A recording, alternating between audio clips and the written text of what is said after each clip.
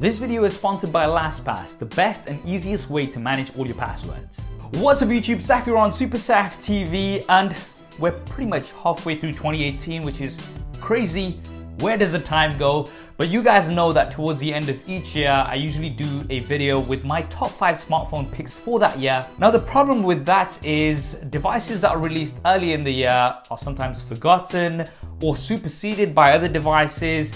And lots of you guys might want to buy a new smartphone right now. You might not want to wait a few months. And that's why we're making this video, which is the top 5 best smartphones of 2018 so far. Right now, before we get into it, a few disclaimers. These are smartphones of 2018, so there are devices that have been released this year.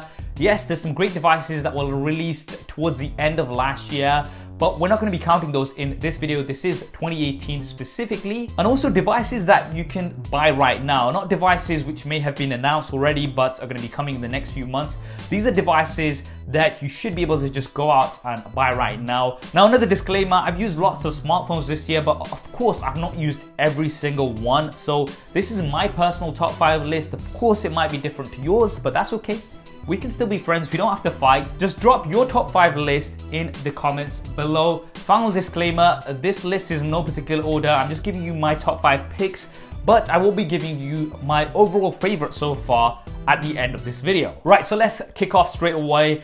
And the first device on this list, once again in no particular order, is the Huawei P20 Pro. Now this is actually my favorite device that has come from Huawei. I absolutely love the build and design. The gradient finish is very unique and looks very, very slick. It's also, I believe, one of the first, if not the first, smartphone out there with a proper triple camera setup. And it takes great images, especially when it comes to zoom. It's got the best zoom on a smartphone right now, 3 times optical zoom as well as 5 times hybrid zoom. And the night mode is absolutely awesome. It takes a 4-second exposure or like multiple shots over 4 seconds and it gives you very bright low light images. It's also got great battery life. We've got a 4000 mAh battery which should last you all day long. Now it's not perfect, there's definitely things that can be improved here. Although the images it takes are absolutely great overall. The same cannot be said for video. You've got no stabilization at 4K, which is very disappointing. And generally I'm not a fan of the software. There's lots of things such as beauty mode, which you really just cannot switch off. And it lowers the resolution of video. There's just a few things in the UI which I think definitely could be improved. We have a notch, which I know a lot of you guys don't like, and we've got a full HD plus resolution, not quite HD. And at this price, which is around £800 in UK, some of these things I would have expected. And also the fact that it's got the Kirin 970, which is a great processor, but this is last year's processor. And if you are charging flagship prices this year, then I would expect a new processor that really competes with the Qualcomm Snapdragon 845. However, if you can get over some of those things, then the P20 Pro is a great option. Now, the next device on my list, of course, is the OnePlus 6. Now, what I find about OnePlus devices is that because there's 2 OnePlus devices that are released throughout the year, we have the regular version, then we have the T towards the end of the year. The main version released early in the year tends to get forgotten towards the end of the year. So in my top 5 list last year, the OnePlus 5T was there, but the OnePlus 5 wasn't because it was a few months old by that time. And this is a very good reason for videos like this. The OnePlus 6 is an absolutely awesome device, and I've said this many times before, but it is the best bang for buck device that you can buy right now in my opinion. I mean, for £470 for a 64GB base model is absolutely insane. That's less than half the price of the iPhone X. You could buy 2 OnePlus 6 devices and have money left over for maybe some Bullets wireless earphones compared to something like the iPhone X. And for that price, you're actually getting a really good package. You've got a great build and design. You've got a pretty good Full HD Plus AMOLED display. It's also one of the overall fastest devices that I've tested with the Qualcomm Snapdragon 845, a base of 60GB of RAM. You've still got one of the fastest charging methods on a smartphone right now. Cameras have also been improved, although I wouldn't say they are as good as some other devices overall, but generally speaking, they are great cameras for the price. And we've still got a 3.5mm headphone jack. Now, you do miss certain things like stereo speakers, and you don't have an official IP water and dust resistant rating, although it's absolutely fine. And as with the P20 Pro, we do have a notch, which once again, I know a lot of you guys don't like. But overall, for the package that you get for the price, the OnePlus 6 is a great device, and I can definitely recommend it.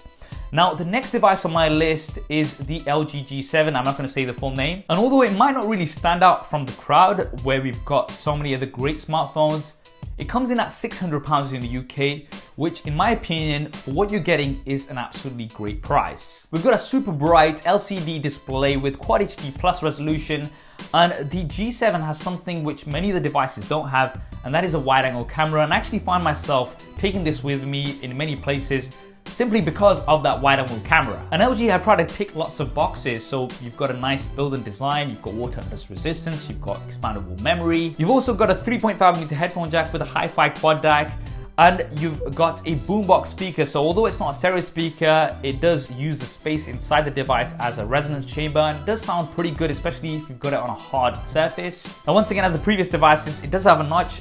I know I mentioned the notch a lot, but some of you guys are so passionate against it, something that I do have to mention. And it's got a 3000 mAh battery, which is okay, but it's definitely something that I think could have been better. But once again, I have to come back to that price. £600 for the G7 is a great price for what you're getting, and for that reason it has made my top 5 list. Now, the next devices on my list, and I'm kind of coupling them together, are the Sony Xperia XZ2 and the XZ2 Compact, which just about made it. Now, with the XZ2 Compact, I've said this before, but it is the best compact smartphone that you can buy right now on Android.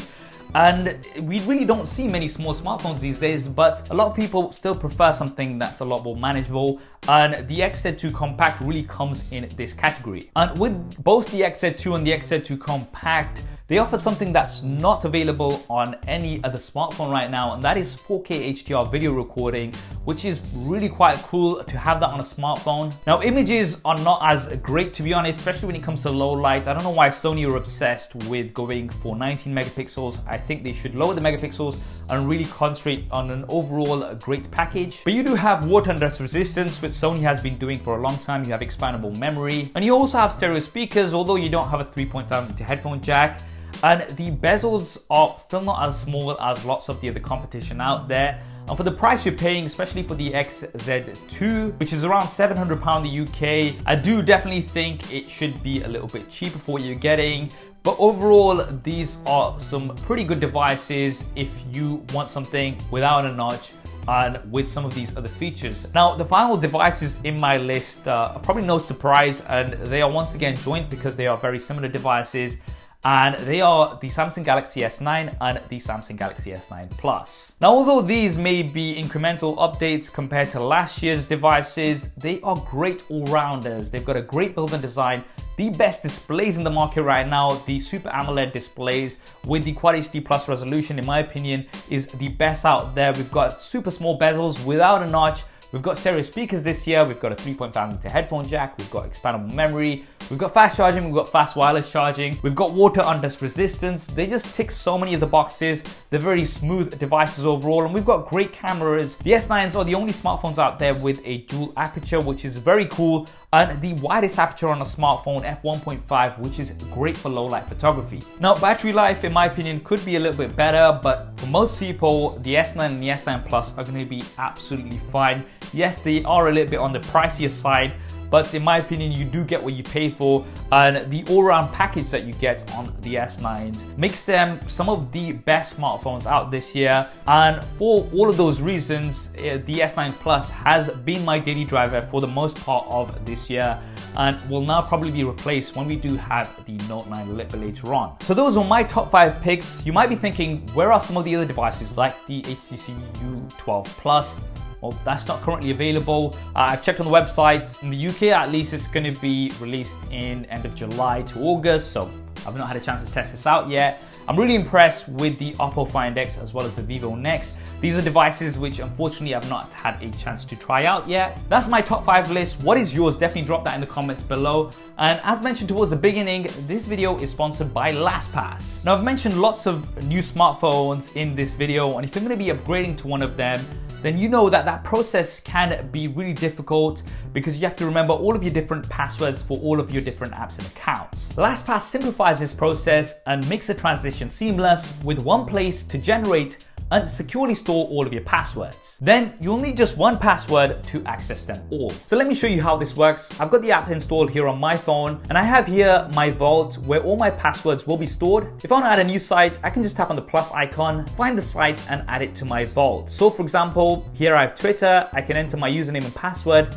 and I can also generate a new secure password if needed. Now, whenever I want to log into Twitter, I can just tap here, and with autofill enabled, it's going to automatically fill in all the details for me, and it's as easy as that. You can also assign your fingerprint or Face ID to LastPass, and that's going to make things even easier. And if you'd like, you can also set up two-factor authentication, which is going to make things even more secure. And it doesn't stop there. LastPass also works on computers. So for instance, if you need to pay a bill or log in from a friend's computer, you can do that easily and securely with LastPass. There's going to be a link to LastPass in the description below, so you can go ahead and try it out for yourself. That's it from me, guys. I hope you enjoyed this video and found it useful. If you did, then do hit that thumbs up button for me. And if you haven't already, then I'm not sure why you haven't, but be sure to subscribe and switch on notifications. We've got lots more content coming up on here. Thanks for watching. This is Saf on Super Saf TV.